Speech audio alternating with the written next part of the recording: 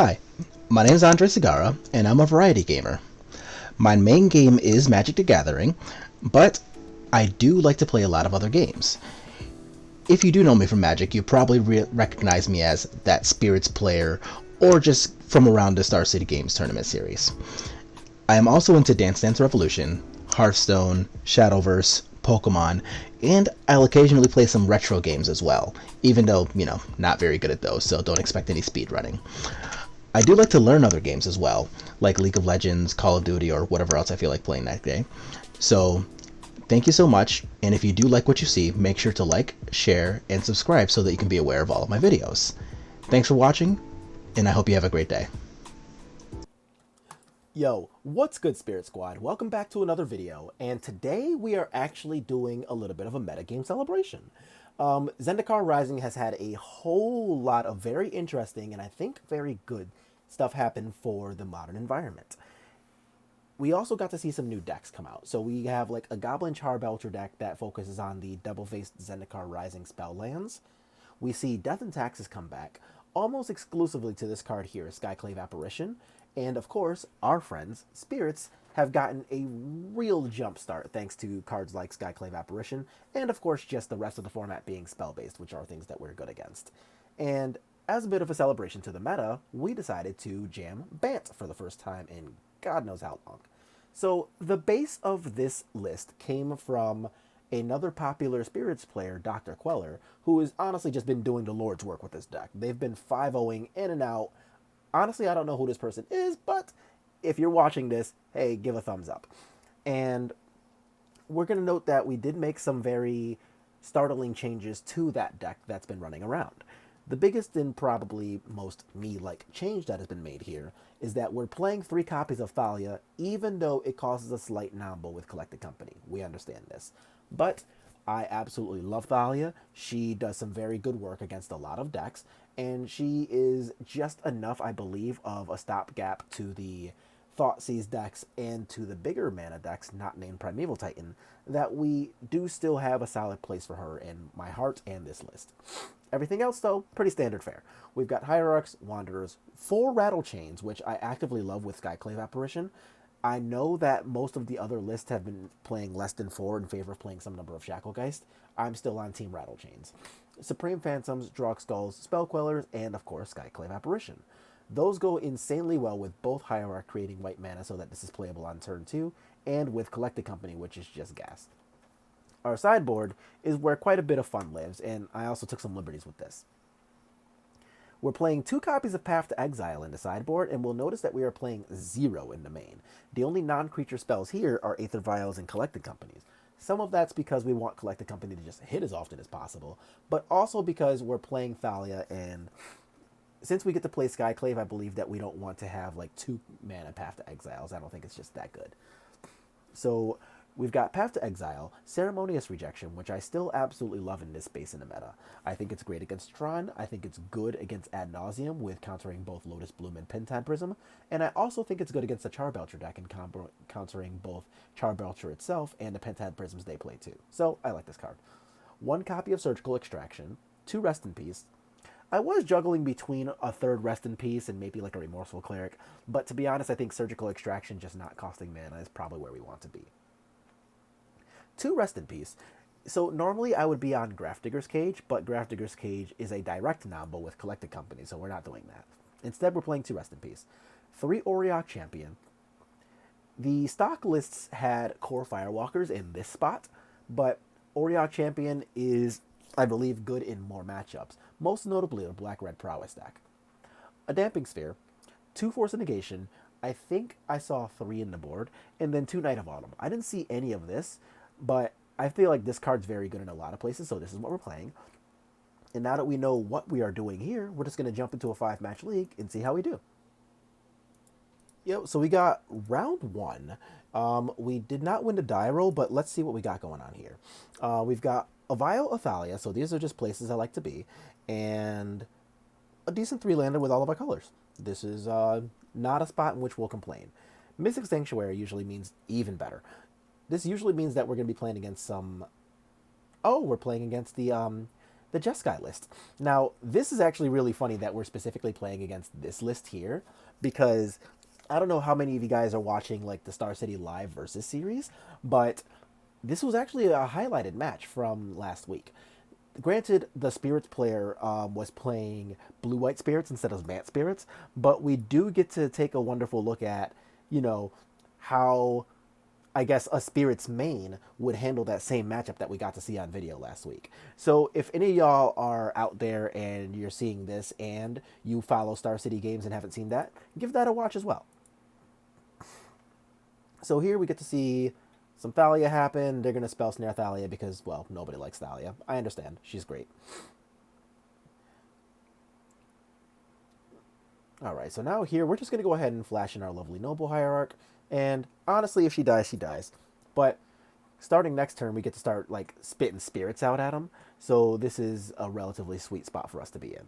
And this is actually potentially even better. So this one's on us. We deserve that. So granted, it got remanded and not mana leaked, but we did not really have to let them cast a spell, and we did let them cast a spell. What we really should have done here was simply vialing in the Thalia, and then in opposite order using mana to put Selfless Spirit into play. Reason being, these guys almost always play only one spell snare in these lists, and we do know that we saw the other one, so that was a little bit of a mistake. Luckily, Vial's still really good, so they're not going to have any opportunity really to punish us too badly, but that's still something that we should have done more correctly.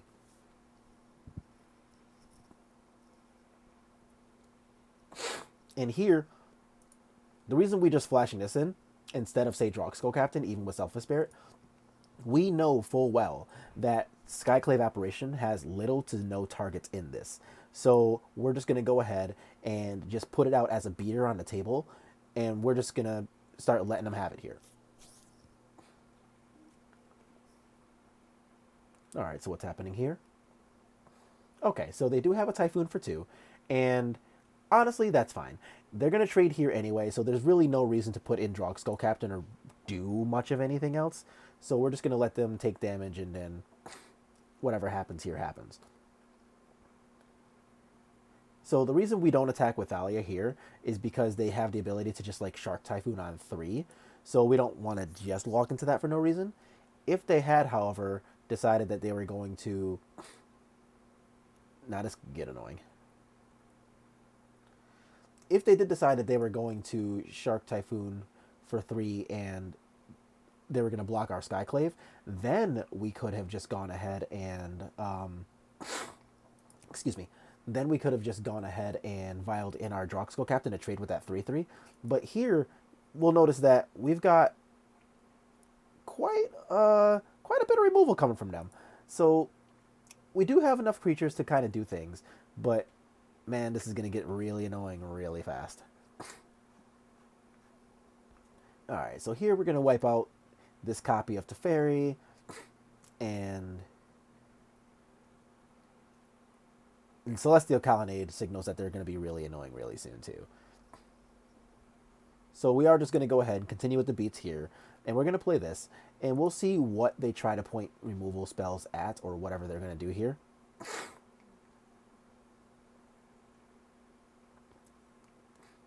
Alright, so we don't get to protect our boy Skyclave, but that's not that bad though, because Teferi is presumably going to go down to 1, and we are still going to get to attack Teferi down. So this is annoying, but still certainly playable.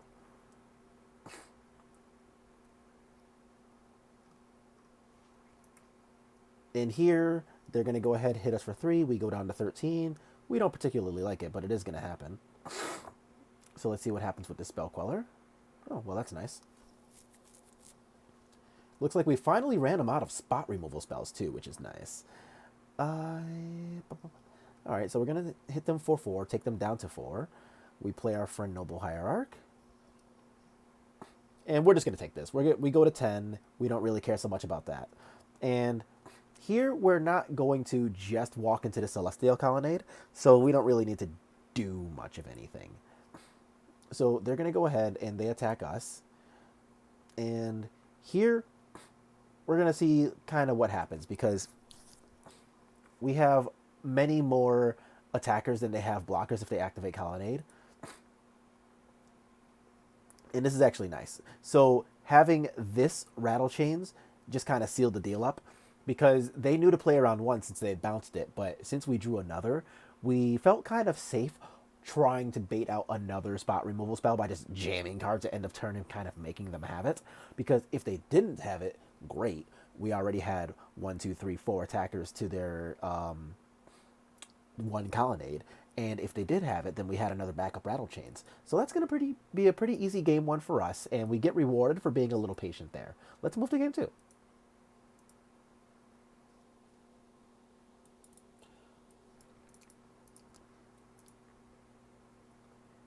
All right, so we've got game two against Jeskai Control, and our hand here is pretty good too. So we've got a Cavern of Souls, which is actually a really big game because they've already shown us that they do play what's that card? Spell Snare. And we have the turn 1 Vial. We've got a lot of good stuff, including Force for a pretty annoying Teferi. So here, and this is actually the sweet part about not playing Path to Exile in the main. We know that Breeding Pool plus Cavern does everything we want for the most part. It doesn't help activate Moorland Haunt, but like Cavern already doesn't help that. So here, if they had a Spell Snare, we'll notice that Spell Snare ended up just not being able to do anything. Okay, so they're going to be a little bit locked here, which sucks for them, but that's not really our problem. So let's see what happens here.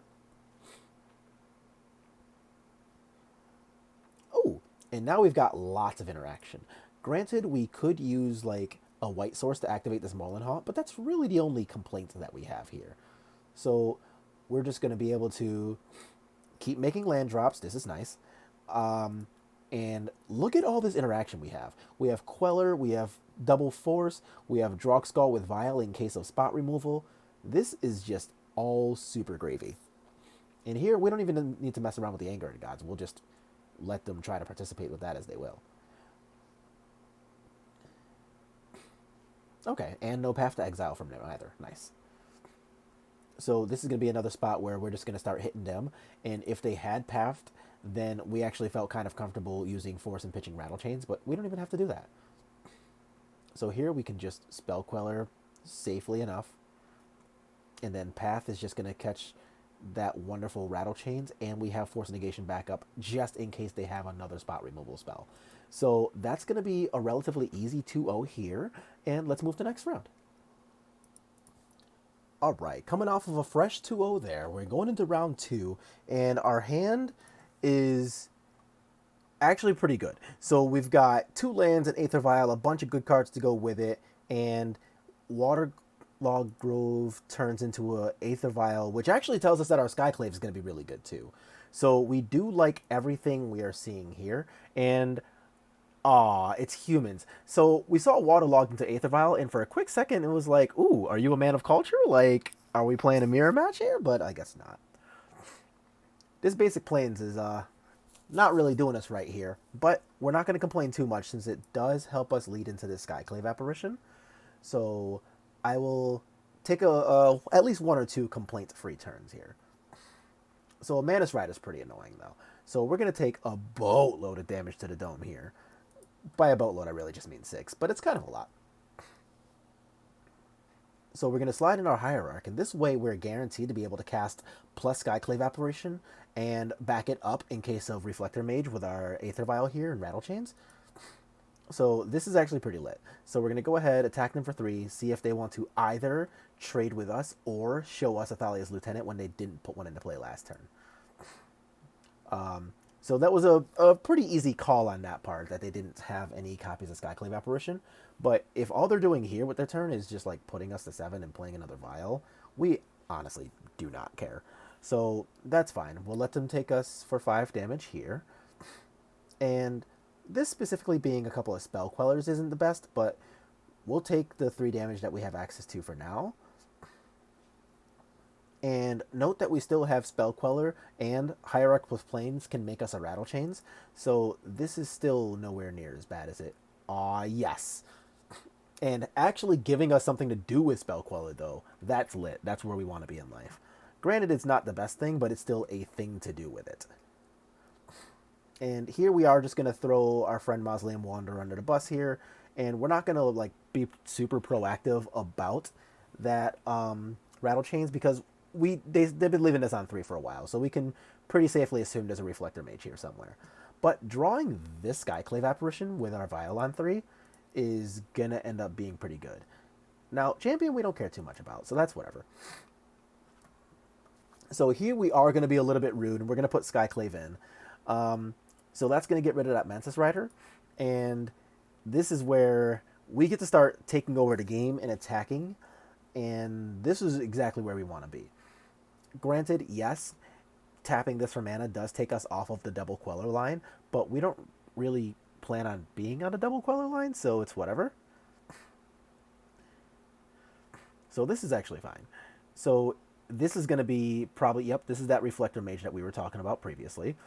And now they're going to put Kite Scale back on the stack, but we have a Vial, so we can just take it right back off the stack. So them doing all of that extra work, not getting a Skyclave Apparition trigger, but instead getting this Reflector Mage, we still got to take care of the same Kite Sail freebooter that they were trying to unlock in the first place. So that's going to be a relatively easy game 1 for us here, even though they did get a pretty good aggro start against our relatively slow start. But Skyclave Apparition, real good. Let's move to game 2.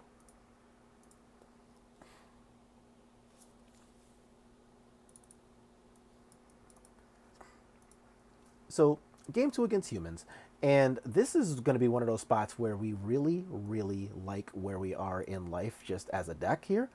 Now, drawing a turn 1 Noble Hierarch really helps a lot, but we'll see that we no longer have things like Thalia and instead get to play Path to Exile. So this is pretty nice. This is going to name Spell Queller, and that's a little annoying, but like we have Path to Exile, so it's not all bad. So we are just going to let that happen here.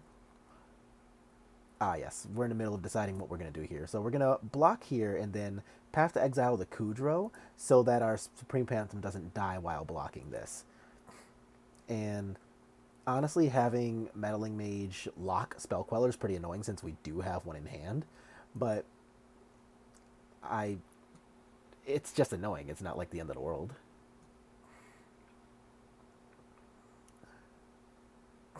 And the reason that we do the Horizon Canopy, the draw card there, is because this Plague Engineer hadn't resolved yet. Now, we drew a card because if they put this in, we don't use this mana that we had last turn, and they simply named Human instead of Spirit, then we kind of cheated ourselves out of all of that mana that we had access to. So we figured the card draw was a little better than potentially letting them get us there. Yes, that does take us a little bit off of having access to a collected company, potentially, but we'll see that we have the 2 Supreme Phantoms to kind of offset the Plague Engineer anyway, so it's not that bad. We drew the path, so that's even better.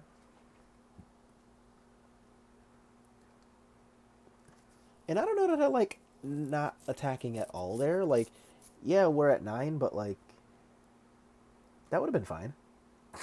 And this is great. So getting rid of that Plague Engineer unlocked a double block here. And even if they try to do something cute like Reflector Mage to make this lethal damage, we still had the Rattle Chains to back it up. So now we are all the way taking over this game.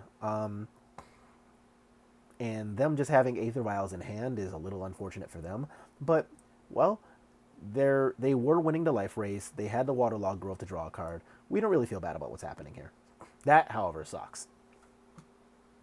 That's fine. We don't really care about that.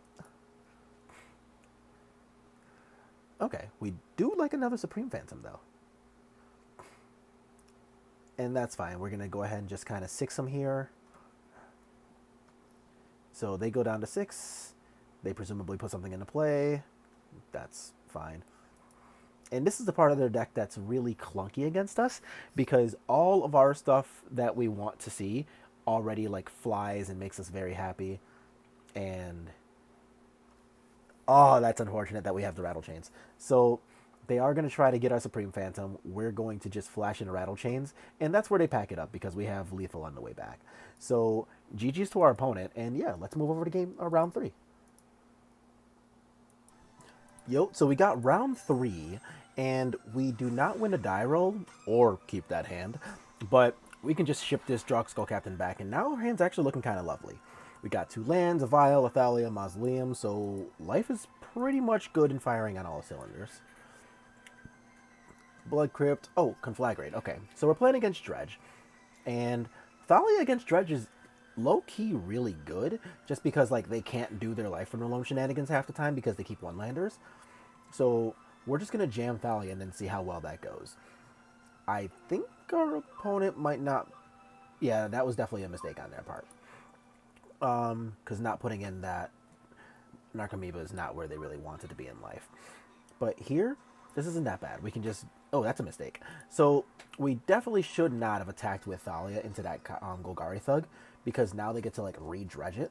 Granted, they already had Life from the Loam, so they were going to be able to dredge something, but we could have at least, you know, gotten them stuck on not dredge cards. And yeah, well, we kind of goofed on that one. So now they're going to get to start dredging again, and this time they get a Creeping Chill, and we didn't really have to let them have that. Oh.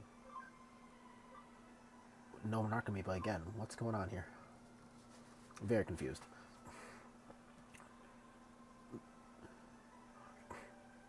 Oof. But now look at their graveyard. They have a Narcomoeba, Silver Smut, Prized Amalgams in there, and most of this probably could have been prevented by simply choosing to not attack into that Golgari Thug, but I still feel pretty confident about our spot in life here. So this is certainly not all that bad. And here we're just going to get to nug him for 6 real quick, take him down to 11. And we do send his Narcomoeba off to Shadow Realm, I guess, but we didn't really have to let them do much of anything here. Oh, and they also chose not to attack. What's happening? Alright, so, I don't know, we got like a paid actor or something going on here, but I guess we will take those when we do have them, so... Especially in Game 1, where they honestly should just be kicking the tar out of us. Okay, so now they finally start to attack, but here we just get to start eating creatures up. So we get to block this for free because First Strike. This doesn't die because it's a 2/4, and even though they get to cast Haggle, they have to have double Creeping Chill, and we'd already seen to. So that's just not really going to do them too much good. Now, they're tapped out. We have more than 10 damage on the table, so we're just going to show them that we know how to attack. And that's going to be the ball game. Cool. So now let's move over to game 2, where we actually have access to another copy of... What is it? Another copy of Apparition. We also have the 2 copies of Rest in Peace, like that one, and Surgical. So this is really good. Vial on 1, Rest in Peace on 2, Sad Faces on them, and that Shriekhorn doesn't get them just like the absolute stones, even though the Prized Amalgam would have been scary otherwise. So now let's see what this last turn nets them. Alright, so this is pretty dope, because if that was definitely one of those turns where, like, if we're not dead, they definitely are, and we didn't die, so they're going to. There goes the graveyard. Now we have a Vial up, Skyclave. We do need another piece of mana to get Skyclave up and running, but the rest of this is still really good, so whatever.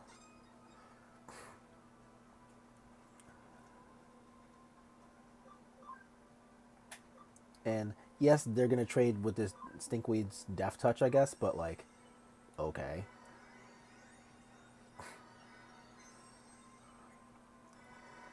Yeah, and here we're just super not going to care about most of what their plan is. So we're just going to go ahead and just start attacking them. They take, what, 10 damage? They're down to 4.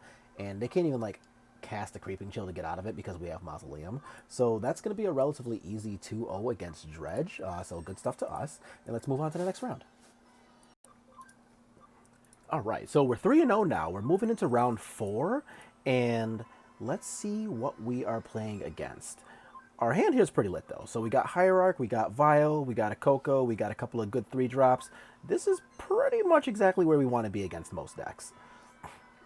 So let's go ahead and see what our opponent's doing. Aired Mesa, Blood Crypt. Blood Crypt means Bomat. And this is going to be actually a relatively sick new version of Death Shadow that Doomwake and friends have been on lately.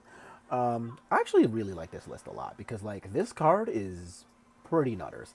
Sometimes you just, like, turn your hasty creature into an Ancestral Recall, and that is definitely good enough against a whole lot of decks. So here they're likely going to take our Apparition. They do. And we just get to start ticking up here. And this isn't even that bad because now we can cast Coco. And honestly, Coco, 3/4 at a time, by itself is just going to be better than a lot of this deck because they're trying to, like, you know, 1-for-1 you with Thought Seasons and stuff until Bomat gets you re-upped on cards. But when we have Coco, that 2-for-1s just and puts bodies on the table, we don't really care too much about what this deck does as a whole.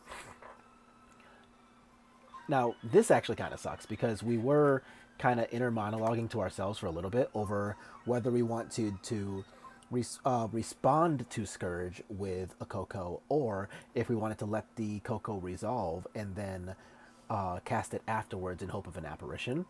We did already see that we have a Spell Queller in hand and a Skyclave apparition here, so we just decided to like roll for multiple lords instead of countering this, and we could have countered it, so whoops, but sometimes, you know, you can't just win every die roll.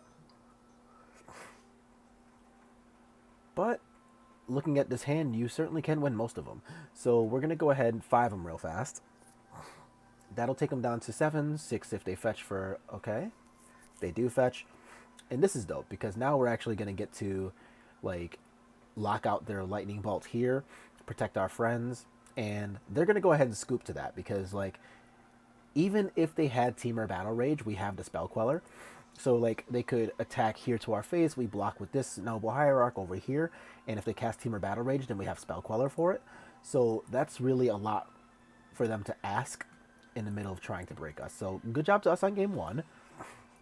And now let's move to game 2, where we get to board in things like, you know, a couple of really sick-looking Path to Exiles. Also, this is going to be one of those matchups where we are really, really happy about the fact that our deck specifically has Auriok Champion and not Core Firewalker, because a lot of this deck's creatures are, well, giant black creatures, and Auriok Champion is very effective against all of that, where a Core Firewalker honestly wouldn't have done us much good at all. And we assume that this Coco isn't going to make it to our hand until the end of the game here, but just on the off chance it does, having a Coco is going to end up being really sweet. So them having 2 Bomat Couriers is kind of a giant pain in the ass, but this is still fine. So, like, if they kill the Supreme Phantom, honestly, so be it. Because, like, next turn we can play this Horizon Canopy, and then, like, Skyclave Apparition will get rid of, you know, potentially one of these Bomats, and yeah, so, like, life isn't all bad here. And that's fine, too. So you can have your 1/1. I would much rather them have a 1/1 than an Ancestral Recall. So this is, while still not preferable, pretty good. And this Auriok Champions is going to do a whole lot of work, too. So we're really looking forward to that. That was a bit of a mistake. So here, what we probably wanted to do was to just, like, try to roll them into attacking first, but here they're going to attack anyway, so whatever. So we're going to block, and they're going to flip cards, and yeah, that's still really good for them, though. Okay, and I guess their 4 cards weren't that good, but to be fair, even if they were really good, we still had Thalia and Auriok and Moorland Haunt with blue land in play, so, like, this was definitely going to end up being a game that we're winning, but I guess our opponent decided they were just off of it. So, good job to us. We move over to 4-0 and 8-0, so we're doing really good. All right, so we are in round 5 now against our friendly end boss, and this hand is a little medium. A little medium. And it's against Tron. Fantastic. So, we draw a land and not one of our 12 1-drops, which is actually really sad. But they're also just going to have everything too, so they have the expedition map. I guess we can try with Thalia. Thalia's not the worst. But, like, this is just not a good look for us. Oh, they also just had the Tron anyway without even needing to pop this expedition map. So, like, all we're going to do here is try to remove their second expedition map, and that's moving a little fast. So, look at all of what they're doing to us here on effectively our turn 3. They have, what, 9 mana, an Ugin, a Chalice on 1, a Karn, a Matter Reshaper, like, our creature's dead. This is just Oh, and a Trinisphere on top of everything else. Granted, we were already not going to do anything about the Trinisphere, but this Ballista is where we pack it up because, like, just look at all of this madness. There is absolutely no way we should continue playing Magic here. But yeah, let's go ahead and move to game 2 and see if we can, I don't know, fare a little better than that. That was crazy, though. Like, turn 3, Natural Shrine, even though we got to get rid of one of their expedition maps and, like, every planeswalker and creature in the known universe. So, and this one's actually much better, though. So here we have, like, a good 1-drop, a good 2-drop, and we have our choice on turn 3, provided we draw a white land, or actually even any land, of either Coco or a Spell Queller. So this is certainly not bad. And with us being on the play, this Spell Queller in Coco looks a lot better. So here we do really want this land to show up. And a Walking Ballista is going to kill... Yeah. So Walking Ballista is going to go ahead and kill Hierarch, which is kind of sad. But now neither one of these lands are white, which really sucks for both Spell Queller and Moorland Haunt. And they also just have the Karn, so this is, yikes. That's annoying. Alright, so they go ahead and turn off our green source, but hey, look at that. Our lovely white source comes just in time, so now we'll get to see if we, I don't know, like, if we get to, just like Coco for something good in response to, well, all of this madness. But here we get to search for Temple Garden, and now we have access to both green and white. And Night of Autumn actively killing off Liquid Metal Coating is going to end up being super good for us. So, like, it is saddening that our land is still going to die to the Karn ability because it's still going to be a 0/0. But, like, this is fine. Like, they have Reality Smasher and Karn, but I don't know that we care about that. So now we're going to get to kill Karn, do them 2 damage. We do need to be worried about Blast Zone where X is 2, but, like, we have another Coco, and as long as we put in things that are not actively CMC2, then this is still not that bad. So, yeah. So we're going to take this, go to 7, cast our Coco. Sure, they destroy our 1 island. And here, this is not bad. So we put in things, again, that... and this is really nice. Like, we had the Hierarch, and we drew the 4th mana to play the company. So that's really sick. Here, a thing that we kind of want to be on the lookout for, though, might be access to Reality Smasher swing to us, plus exactly a copy of Walking Ballista where X is 2. But this is fine, too. And, ooh, Queller plus Drugskull is going to be really nice. And, yeah, so what are you going to, like, blow up our 2-drops? Okay, fine, our 3-drops are good enough to kill you. And our opponent realizes that, too, so they don't have the 4 mana that they need to be able to cast the Walking Ballista where X is 2. So even if they attack us here, we just don't have to block. We'll just untap and kill them. So now we get to just move over to game 3 and see just how ridiculous one more game of Magic can be, and, well, see if we can get the trophy. This is fine. Not great, but fine. Double Selfless Spirit, Queller, Apparition. Not the best, not the worst.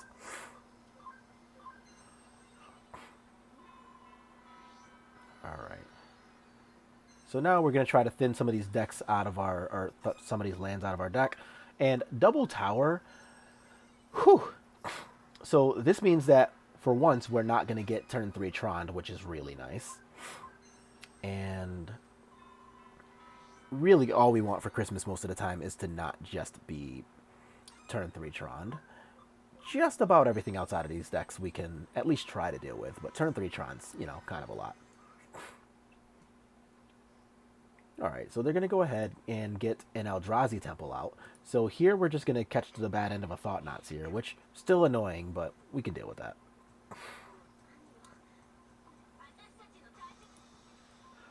So they do take our Apparition, which is fine, but at least now we have the Coco too, which is really good. So let's go ahead and see kind of what happens here. So we take our 4, we go to 12. We are losing this die roll, but honestly, like, Maze Mind Tome, that's one of the few things that is going to get them out of this hole, so we don't really want to let them do that. Instead, we'll just hold up Coco / Molin Hot Mana. And now let's see what they try to do here. So we'll take that. We go to 6. And casting a Karn, okay. Now let's see what we can roll into here. We get a Drog Skull and a Selfless, which is certainly not bad.